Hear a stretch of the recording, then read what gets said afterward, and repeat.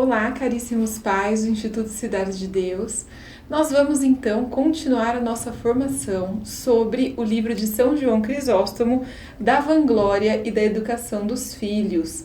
Agora nós veremos a segunda parte deste livro.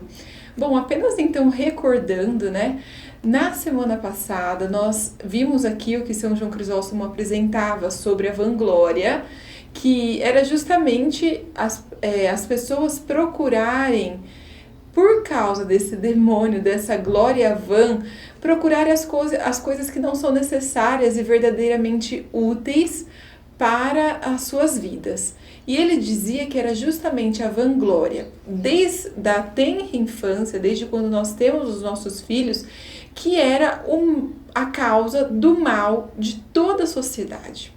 Então ele dava alguns conselhos para nós de como educar nossos filhos. E nós vimos então que ele dizia que a alma dos nossos filhos é como uma cidade. E nós, pais, somos como que os reis, os prefeitos, aquele que deve governar a cidade.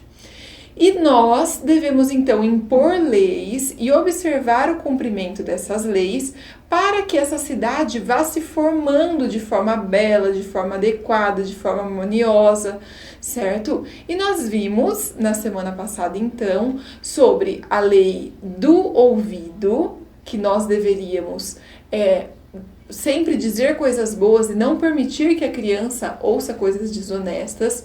Nós vimos também sobre a lei da língua, a importância da língua como aquela que vai receber nosso Senhor Jesus Cristo na Eucaristia. Então, a importância de da nossa boca só saírem palavras boas, de edificação.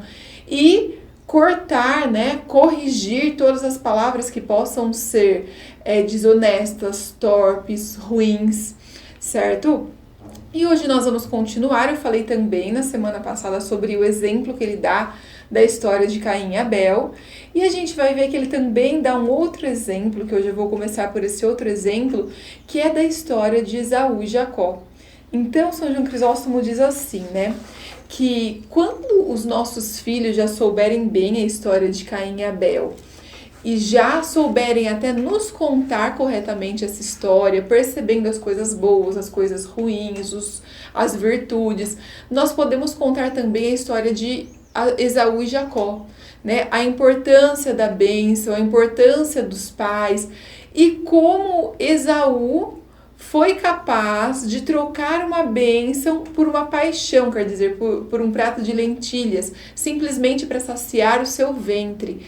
E nós então devemos ensinar a criança com isso outras virtudes, do domínio de si, da temperança. E ele vai dando ideias de assuntos para tratar em diferentes idades também, certo? E aí São João Crisóstomo dá um conselho muito interessante, que é sobre o nome dos nossos filhos, o nome da criança. E ele diz que o nome que nós vamos dar à criança, ele aconselha vivamente, que seja um nome de santo, um nome de um justo, de um mártir, de um santo beatificado realmente, Por quê? Porque ele diz que o próprio nome da criança já vai fazer com que ela reconheça as virtudes daquele que tem aquele nome e busque viver essas virtudes, certo? Então, já desperta na criança pelo seu próprio nome o zelo, o desejo pela virtude. Então, essa é uma dica dele, E aí nós vamos continuar, nós vimos as dicas das portas do ouvido, das portas da língua, e agora ele vai dar as dicas para nós das portas que são o olfato. Por que eu estou dizendo portas, Porque ele explicava os sentidos como portas daquela cidade que nós estamos construindo. E pelas portas adentram então as coisas boas ou as coisas ruins que vão ajudar ou atrapalhar a formação da cidade, certo? E com relação às portas do olfato, ele diz que nós temos que ter muito cuidado. Por quê? Porque o olfato ele pode provocar muitos danos se nós não o fechamos bem. Porque o cheiro, os diferentes cheiros são algo que não são simplesmente que afetam o funcionamento do nosso próprio cérebro, certo? E ele diz que nada tira tanto vigor como quando a pessoa se deleita com os odores, ou seja, ela fica sente muito prazer em sentir os diferentes cheiros, certo? Ele diz que o perfume muitas vezes relaxa demasiadamente o cérebro, a ponto da pessoa às vezes ficar buscando esse prazer, né? E nós sabemos até que tem muitas drogas que têm esse efeito, né? Drogas que são de inalar e que realmente causam esse efeito que ele está dizendo, né? E esse vício, essa busca por esse prazer. Então ele diz, qual é a função do nosso olfato? É respirar. E é para isso que nós devemos utilizá-lo, nós não devemos ficar buscando os prazeres com o olfato, certo? E depois ele fala também das regras da porta, né, das leis da porta dos olhos, que já é um pouco mais sério, um pouco mais complicado. Por quê? Ele explica que nós devemos evitar com nossos filhos locais que são carregados de coisas ruins para se ver, né? Pessoas que não se vestem bem, pessoas que vivem realmente no pecado. Ele dá o exemplo de lugares como o teatro. Ele até cita, né, que os teatros daquela época eram cheios de mulheres que se prostituíam, cheias de músicas que só falavam de paixões, né? Então, nós devemos ter esse cuidado com os locais que nós levamos os nossos filhos, né? O que vai fazer com que eles vejam coisas, com que eles ouçam coisas que muitas vezes são danosas. Ele diz que nesse caso dos olhos é necessário ter zelo extremo, porque são principalmente os olhos que formam as imagens que nós ficamos na cabeça, né? E ele diz, então, o que nós devemos fazer com relação aos olhos? Nós devemos mostrar as verdadeiras belezas, o céu, as estrelas, a natureza, o mar, né? Todas as coisas que são belas que nós temos na criação e que realmente fazem bem para o nosso olhar. E não só para o olhar, mas para a nossa própria alma. Coisas que não trazem prejuízo. Ele até diz, né, dos belos livros que mostram essas coisas boas criadas por Deus. E ele diz também que essa porta é muito difícil de guardar, porque justamente a todo momento nós temos informações e nem todas são boas, mas nós precisamos ter esse zelo com os nossos filhos. E o próprio olho, né, ele é inclinado a observar as coisas.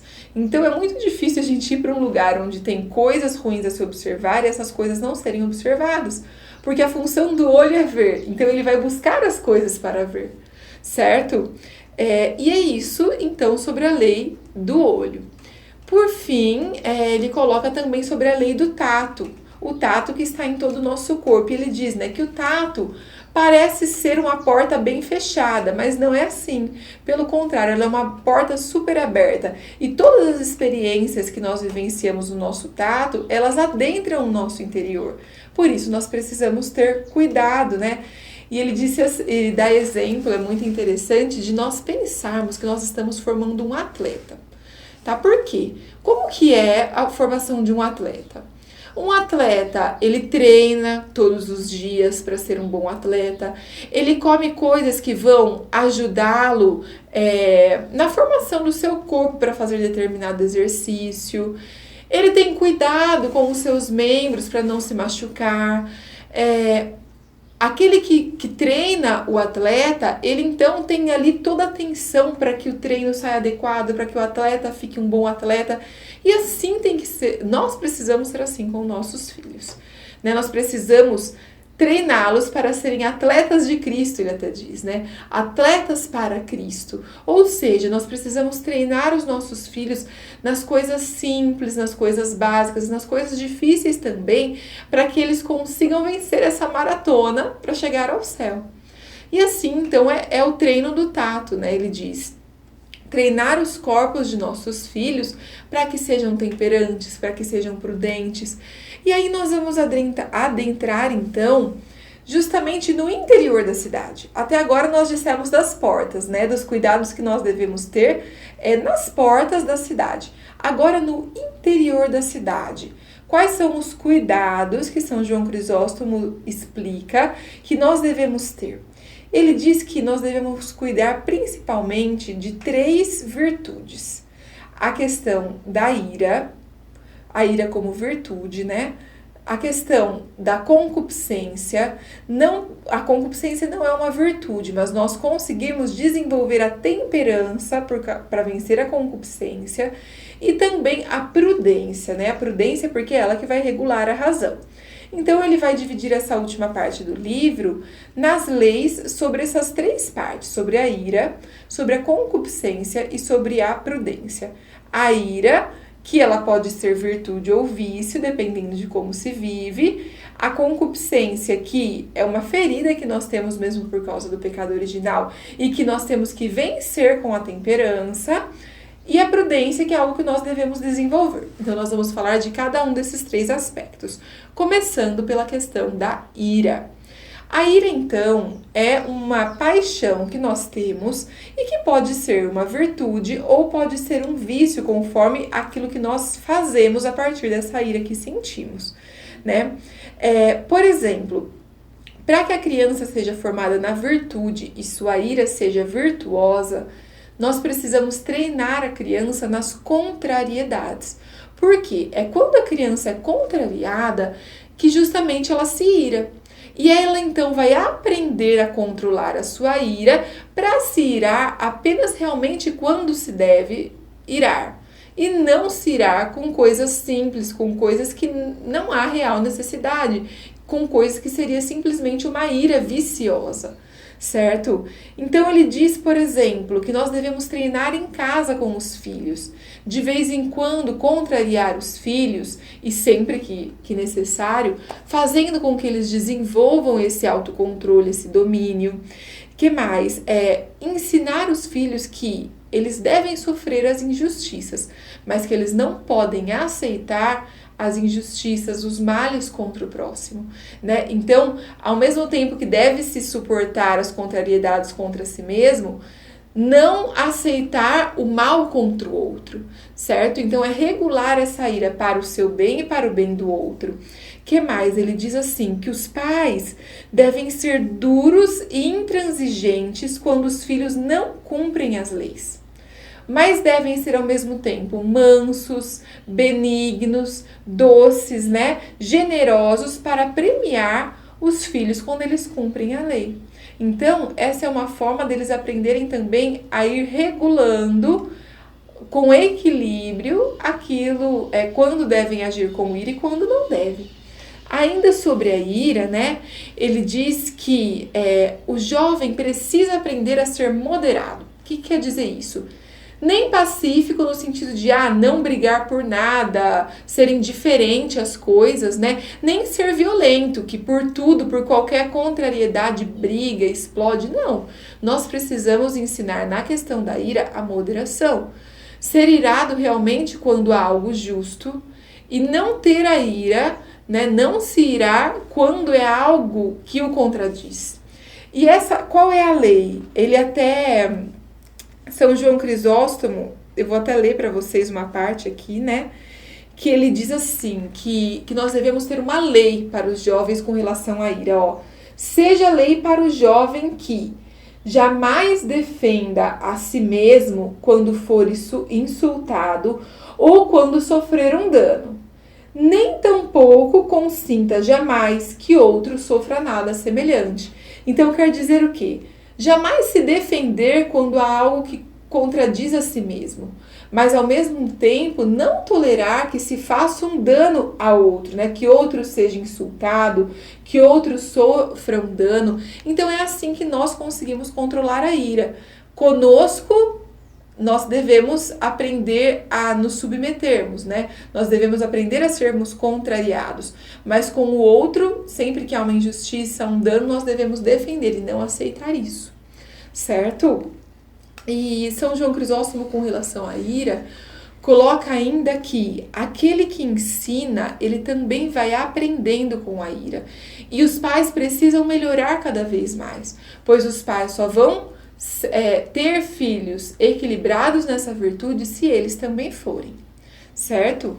E ele dá Jó, né, o homem da Bíblia chamado Jó, que a gente até fala, né, paciência de Jó, como um grande exemplo no controle da ira. E nós podemos ir contando a história de Jó para que eles percebam a importância desse autocontrole de si, certo? A confiança em Deus, né?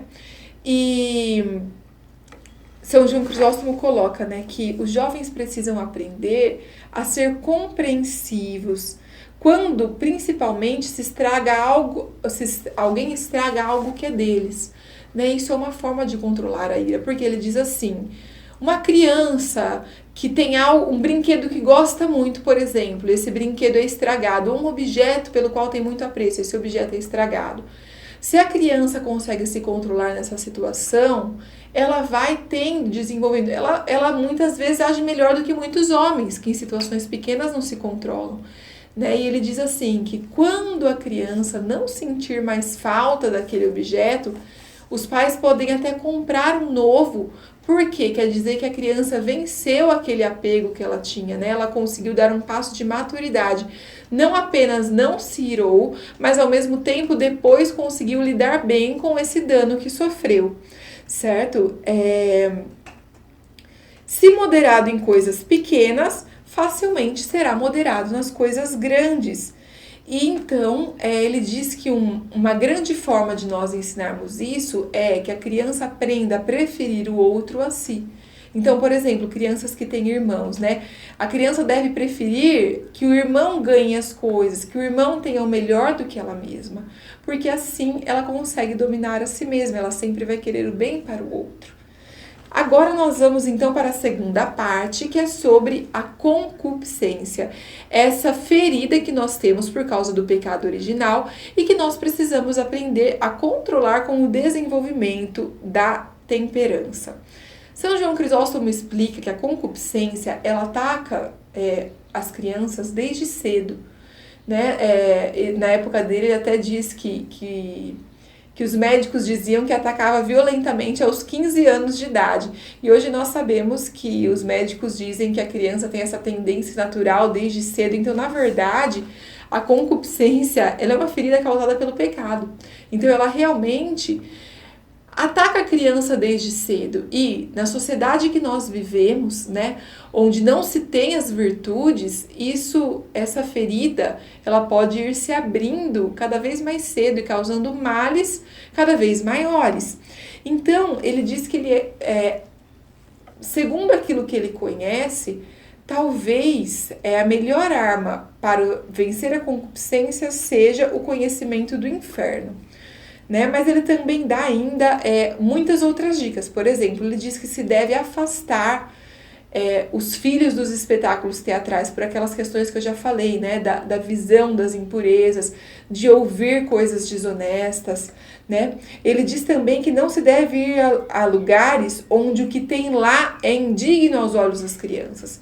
Então, se nós já sabemos que em certos locais tem coisas indignas, nós não devemos frequentar esses locais, né? E sempre ser muito carinhoso com os filhos, porque com o nosso carinho, os filhos vão perceber que nós estamos fazendo essas correções porque nós o amamos, porque nós queremos o bem deles. Então, nós precisamos corrigir e fazer tudo, mas tudo com muito amor, né? Não simplesmente com rigidez, com impaciência. Não, nós precisamos ser equilibrados para que nossos filhos também sejam. É a virtude também da temperança, né? E outra coisa que ele dá de dicas é que, por exemplo, principalmente na juventude, a companhia dos meninos não seja meninas, né? E a companhia das meninas não seja meninos, mas que os meninos fiquem mais com os meninos, as meninas mais com as meninas, para que um não desperte no outro essa questão da concupiscência, certo? E também ele diz que outras armas muito importantes da concupiscência são o jejum, e ele dá a dica, né, de que as crianças façam jejum de quarta e sexta. Ele diz ir à igreja para rezar, para pedir a graça a Deus, para ter os sacramentos, né? Aprender a rezar com muito empenho e devoção. E ele dá exemplos de jovens da Sagrada Escritura, principalmente para auxílio dos meninos, né? Então a história de Daniel, a história de Jacó, a história de José, a história de Jeremias, a história de Samuel, ele diz, né, contem essas histórias desses jovens virtuosos para que o menino veja que é possível viver a virtude, vencer a concupiscência, viver a temperança, a castidade, certo? E por fim, então, nós vamos dizer dessa última parte, que é a prudência, que é a virtude que regula a nossa razão. Nós devemos fazer grande esforço, porque é essa virtude que controla tudo, que vai fazer com que a criança busque as outras virtudes, né? E a razão, ela depende de um esforço para que nós formemos nosso filho também na inteligência, para que ele não tenha comportamentos estúpidos, né? Mas para que ele consiga ir amadurecendo. E ele diz que para formar o filho na sabedoria, o principal dom que nós temos que desenvolver é o temor de Deus. Porque uma criança que tem temor de Deus, ela consegue ir desenvolvendo a sabedoria e ela não é escrava das paixões. Porque o que atrapalha a prudência são as paixões desgovernadas. Então, governando as paixões, temendo a Deus, a criança consegue desenvolver a sabedoria, certo? E assim, por fim, ele coloca a importância também da oração, do domínio de si para o desenvolvimento da prudência, que é a maior de todas as virtudes. E com essas dicas todas, né, ele diz assim, tanto os filhos, o pai deve fazer assim com os filhos, a mãe também com as meninas, por quê? Justamente porque a salvação das pessoas, a salvação dos jovens está nessa vida reta, não somente a vida das letras, mas a vida de busca de santidade, de busca de virtudes, né? De vivência realmente de amor a Deus e também amar o outro, como nós vimos que ele diz muito, né, na parte da virtude da ira, para nós nos dominarmos, mas nunca permitirmos nenhum mal contra o outro, para preferir o outro que a si mesmo. E assim, então, nós encerramos a formação deste livro, né, da Vanglória e da Educação dos Filhos de São João Crisóstomo, e estamos à disposição. Qualquer dúvida, os senhores podem entrar em contato conosco. É isso, então, muito obrigada, fiquem com Deus, salve Maria!